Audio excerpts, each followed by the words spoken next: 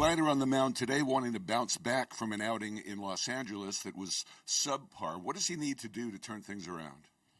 Fill up the strike zone.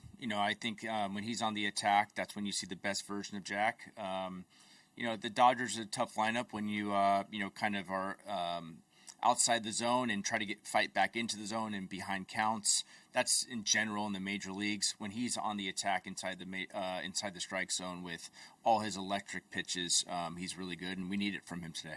No, you talked before the series about the need to avoid walks, the free 90s, if you will, and I guess that was a big problem last night for Kumar Rocker. Yeah, a couple nights in a row. We've issued some free passes and kind of got driven up those pitch counts and had to get those guys out in the fifth inning. And both of them have Gore and Rocks had really good stuff. That's probably what was most frustrating is when they were inside the strike zone. There was weak contact, ground balls, and which we wanted in strikeouts.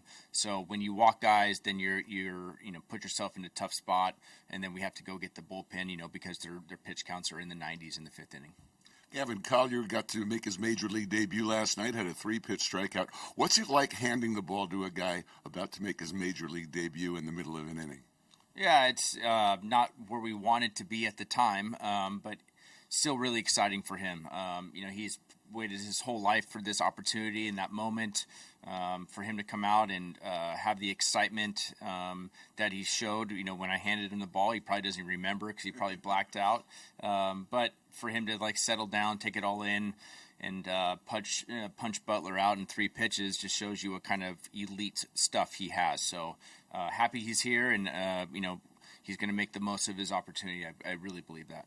I know you talked after the game about the Langoliers at bat in the 7th and that you should have walked him. Were you thinking at the time I should walk him or maybe I shouldn't walk him? Of course, I was thinking that. So, it's part of the stuff that you think about post-game when stuff doesn't go your way.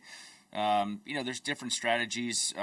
Wynn has been so good against righties the whole year and got him into a 2-1 count and, he kind of missed his spot a little bit, but before that, in my opinion, I put him in a bad spot, and so there's different ways to think about that game last night. And managers have strategy when you're utilizing your bullpen.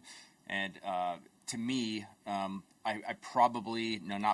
should have walked the Langoliers with Beeks on the mound. Let them see what they were going to do with Cortez, and if they made the move or not. I probably would have gone to Win anyways, to be honest with you, because Beeks was out of pitches.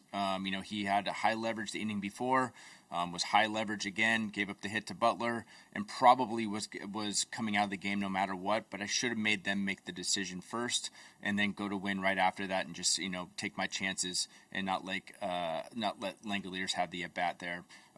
He burned me, and that's part of what happened in last night's game.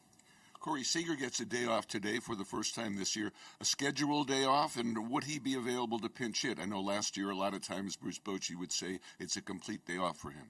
Yeah, he has a day off today. We'll see what happens. And that's today's Skip Schumaker Show.